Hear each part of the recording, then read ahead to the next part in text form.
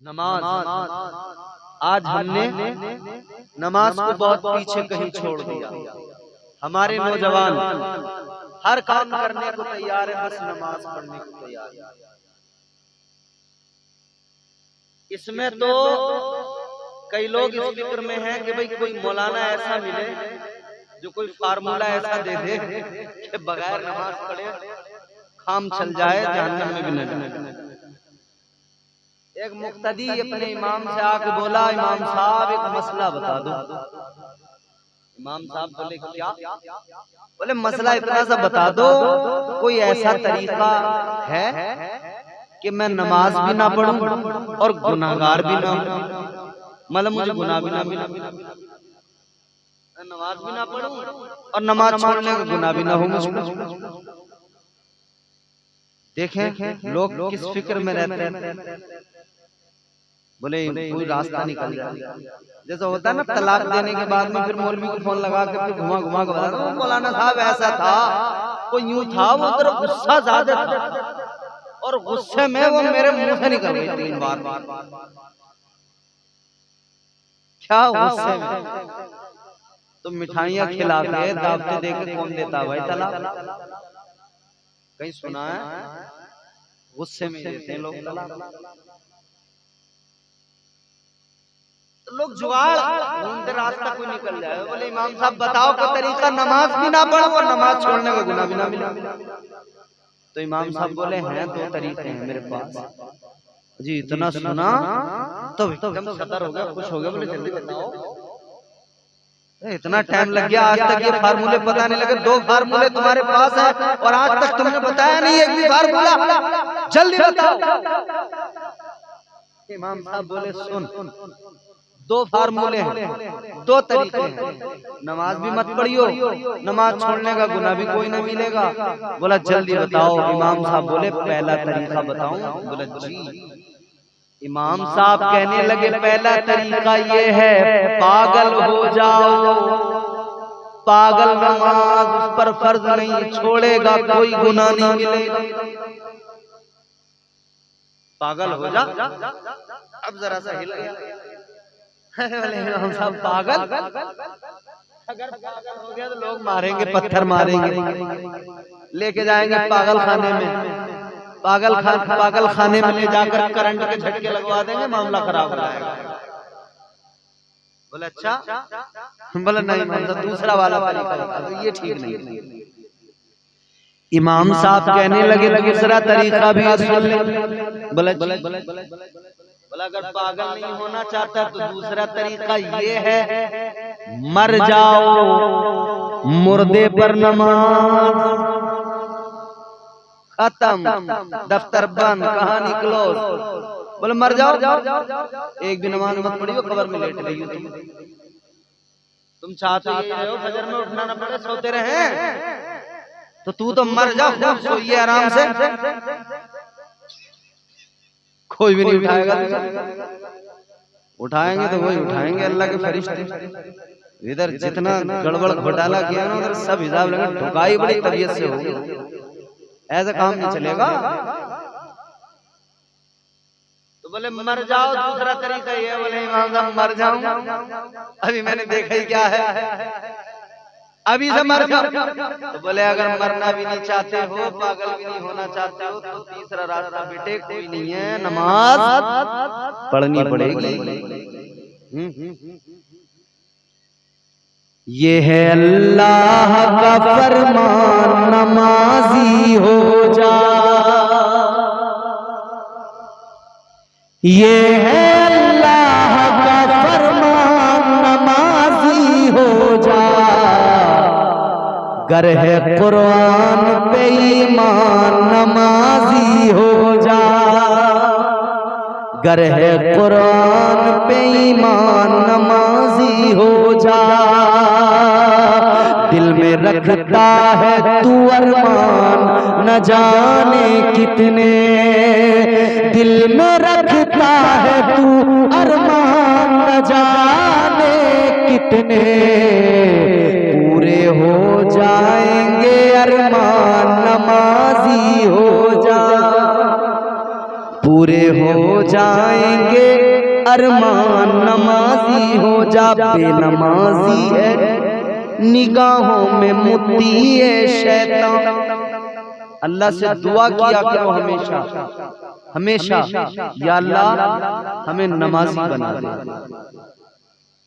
मरना है एक दिन, ये भी दुआ किया करो जब मौत आए ना हमें, तो या अल्लाह हमें मौत किसी ऐसी हालत में ना आ जाए जबकि हम मोबाइल में गंदी फिल्में देख रहे हो। या अल्लाह ऐसी हालत में मौत ना आ जाए कि जब हम किसी बारात में बैंड बाजे पर नाच रहे हो, किसी ऐसी हालत में ना आ जाए जबकि हम डीजे पे ठुमके लगा रहे हो, किसी ऐसी हालत में या अल्लाह मौत ना आ जाए। दुआ किया करो मौला जब भी मौत आए इस हाल में आए, सर हमारा सजदे में झुका हो और जिस्म से जान निकल हो। इस हालत में आए। हदीस सुनो, आका की बात जल्दी खत्म करते हैं। हुजूर ने फरमाया 3 लोग ऐसे हैं कि जन्नत तो बड़ी चीज है, उन्हें जन्नत की खुशबू भी नहीं मिलेगी। आका का फरमान है 3 लोग ऐसे हैं कि उन्हें जन्नत तो बड़ी चीज, जन्नत की खुशबू भी नहीं मिलेगी। कौन है वो 3 लोग? ताजदारे मदीना वाली कायनात मुस्तफा जाने रहमत ने ऐलान फरमाया, पहला बेनमाजी जो नमाज नहीं पढ़ता, याद रहे बेनमाजी को जन्नत तो बड़ी चीज है, जन्नत की खुशबू भी नहीं मिलेगी।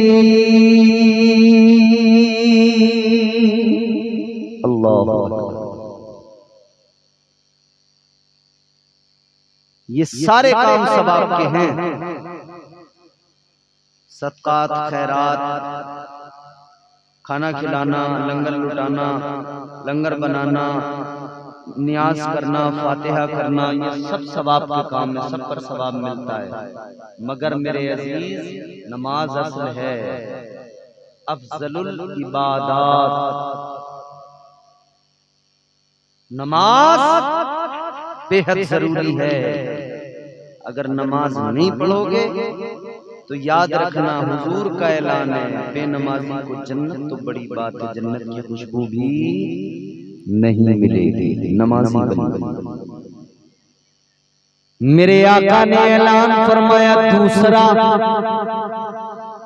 ताजदारे मदीना ने फरमाया, माँ बाप को सताने वाला, माँ बाप का दिल दुखाने वाला, माँ बाप पर जुल्म ज़्यादती करने वाला, आका ने फरमाया जन्नत तो बड़ी चीज है, उसे जन्नत की खुशबू भी नहीं मिलेगी।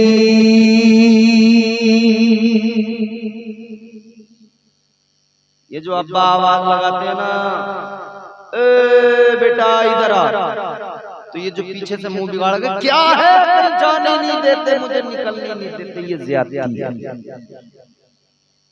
ये गुस्ताखी है माँ बाप की। अब्बा ने तुझे पुकारा, तुझे फौरन अपने वालिद की आवाज को सुनना था, तेरी माँ ने पुकारा, तुझे सुनना था। मेरे आका ने फरमाया, आका की आंखों में आंसू, हुजूर रो रहे हैं, किसकी याद में? अपनी माँ की याद में। अल्लाह अकबर, ताजदारे मदीना की आंखों में आंसू, अम्मी की याद आ गई। माँ तो बचपन में छोड़ के चली गई, बाप का साया तो सर से उस वक्त उठ गया था जब आका दुनिया में भी नहीं आए थे, माँ के शिकम में थे, और अब माँ उस वक्त चली गई जब बचपन था, माँ का साया भी सर से उठ गया। ताजदारे मदीना को अपनी माँ की याद आई, आका की आंखों में आंसू। मेरे आका फरमाने लगे, मेरी माँ अगर मौजूद होती, मैं नमाज में होता, नमाज पढ़ रहा होता, नियत बांध के खड़ा होता। आका फरमाते उधर मेरी माँ मुझे आवाज लगाती। आका ने फरमाया मेरी माँ मुझे पुकारती आवाज लगाती, हुजूर फरमाते मैं नमाज तोड़ देता, पहले अपनी माँ के पास जाता, अपनी माँ की बात को सुनता।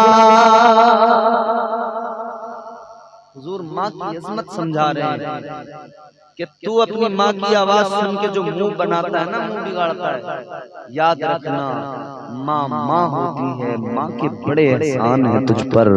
माँ को मुंह बिगाड़ के बात न किया कर, तेवर दिखा के बात न किया कर, माँ के साथ नरमी से बात किया कर, मोहब्बत से बात किया कर। हुजूर फरमाते हैं माँ बाप के चेहरे को मोहब्बत से देखना, जो माँ के चेहरे को मोहब्बत से एक बार देखे अल्लाह ताला उसे एक हज मकबूल का सवाब अता फरमाता है। तो माँ बाप को कभी नहीं सताइएगा। तीसरा कौन है? आखिरी है। आका फरमाते हैं तीसरा वो जिसके घर की औरतें बेपर्दा घूमती हो, रास्तों में, बाजारों में, मार्केटों में, इधर उधर। आका फरमाते हैं जिसके घर की औरतें बेपर्दा घूमती हो, जन्नत तो बड़ी बात है, उसे जन्नत की खुशबू भी नहीं मिलेगी। अल्लाह। अभी ईद गुजरी, रमजान में देखा है, औरतों का हाल सब नहीं देखा। तमाम बुर्का ही बुर्का था मार्केट में, औरत ही औरत थी। आदमियों को तो धक्के मार मार के निकल रही थी, हट अल्लाह खैर फरमाए। और अगर पुआया की रहने वाली है तो यहाँ की दुकान का सूट समझ में नहीं आता। बोले यहाँ क्या है, शाहजहांपुर में मिलेगा सूट, तो मार्केट शाहजहांपुर की मार्केट में पहुंच गई, ये बावली हो गई। जरकन का दिखा दो, जारजट का दिखा दो, ये पाकिस्तानी दिखा दो। तमाम उसने ढेर लगा दिया, 100-200 देख लिए, फिर कहीं जाके 2-4 दुकानें चेंज करके फिर इसे समझ में आया एक सूट। शरीयत कहती है कि शोहर ला के दे। अब शोहर बेचारा बड़ा मजबूर है, अगर कोई ला के दे दे तो देख के मुंह बिगाड़ कर ये लायो, ये पहनूंगी मैं, अब हम इसी लायक रह गए ये पहनेंगे। कितनी अच्छा तो अपनी सोच समझ से ले जा, इसे तो फिरना है ना मार्केट में, जाएगी कैसे? तो एक बार ला के दिया, अच्छा ना, दूसरा लागे, इसका रंग अच्छा ना हो, कोई गाजरी रंग का ला दो अब की बार मुझे, गाजरी रंग। अब ये तमाम मामला बन गया गाजरी रंग का, ढूंढते ढूंढते भैया गाजरी रंग का लाया तो बोली इसका डिजाइन अच्छा ना हो, ये थकार के सूट फेंक के बोला जा, इसकी तो मौज आ गई, मजा आ गया। मगर थकार के सूट फेंक के ये मत कहो तू जा, उससे कहो मैं तेरा शोहर हूँ, जो मैंने तुझे लाके दिया है तुझ पर जरूरी है उसी को पहन। तू क्या पहनेगी, किसमें अच्छी लगेगी, तू नाक़िसुल अक़्ल इतना बेहतर नहीं जानती, मैं बेहतर जानता हूँ। तो तुझे चाहिए कि जो मैं तुझे पसंद करके लाके दे रहा हूँ इसी को पहन ले। कोई शोहर नहीं चाहता कि उसकी बीवी ऐसे कपड़े पहने जो उसे अच्छे ना लगे, या जिसमें वो खूबसूरत नजर ना आए। शोहर चाहता है, वो कमाता किस लिए है, अपनी बीवी बच्चों के लिए कमाता है, उनके ऐशो इशरत के लिए कमाता है। वो खुद तो पसीना बहता रहता है, मेहनत करता रहता है, अपनी औरत को वो सोने चांदी के जेवरात ला के देता है, उसके लिए अच्छे महंगे कपड़ों का इंतजाम करता है, बच्चों की आला तालीम की फिक्र उसे होती है, बच्चों के घर मकान की फिक्र होती है, बच्चों की शादियों की फिक्र होती है। इंसान को बीवी की फिक्र है, बच्चों की फिक्र है, तो तू इतने फिक्र करने वाले वाले को खुदारा जहन्नम में जाने का रास्ता न दिखा, तू यूं बेपर्दा घूम कर उसे दोज़ख में जाने का रास्ता न दिखा, उसे दोज़खी बनाने की कोशिश न कर। वो तेरे लिए मेहनत कर रहा है, तू उसके लिए जरा सी मेहनत कर ले, उसकी इताअत कर ले, फरमा बरदार बन जा। और तू मुसल्ला बिछा के सर झुका के नमाज अदा करके अल्लाह की बारगाह में हाथ उठा के दुआ कर लिया कर, घर के अंदर कह दिया कर, मौला मेरा शोहर मेरे बच्चों के लिए मेहनत करता है, या अल्लाह तू मेरे शोहर को हलाल रोज़ी भी अता कर, उस रोज़ी में बरकत भी अता फरमा, और मेरे शोहर को दुनिया आखिरत के अज़ाबों से भी महफूज फरमा। तो जिंदगियां मेरे प्यारों बेहतर बनाओ। हय्या अला सलाह, आओ नमाज की तरफ, हय्या अला फलाह, आओ कामयाबी की तरफ। कामयाबी का रास्ता फकत इस्लाम है, कामयाबी का रास्ता फकत नमाज है, कामयाबी का रास्ता फकत बारगाह मुस्तफा है। अपने आप को बेहतर करें, अपने मुआशरे को बेहतर करें, अल्लाह वालों की जिंदगियों से सीखें और अपनी जिंदगियां रोशन करें। अल्लाह ताला हम सबको जिंदगियां बेहतर बनाने और अमल करने की तौफीक अता फरमाए। बुराइयों से, बदअमालियों से मौला हम सबको महफूज व मामून फरमाए। अस्तगफिरुल्लाह रब्बी मिन कुल्लि ज़ंबिन व अतूबु इलैह। कलमा शरीफ पढ़िए, ला इलाहा मुहम्मदुर रसूलुल्लाह सल्लल्लाहु अलैहि वसल्लम व मा अलैना इल्लल बलाग। अस्सलामु अलैकुम व रहमतुल्लाह।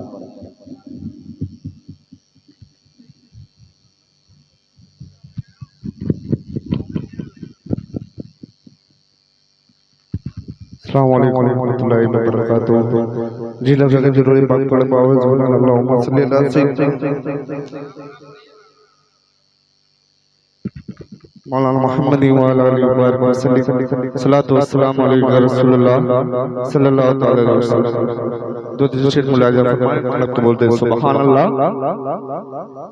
इश्क सरकार जो सीने में बसा लेते हैं, इश्क सरकार जो सीने में बसा लेते हैं, इश्क सरकार जो सीने में बसा लेते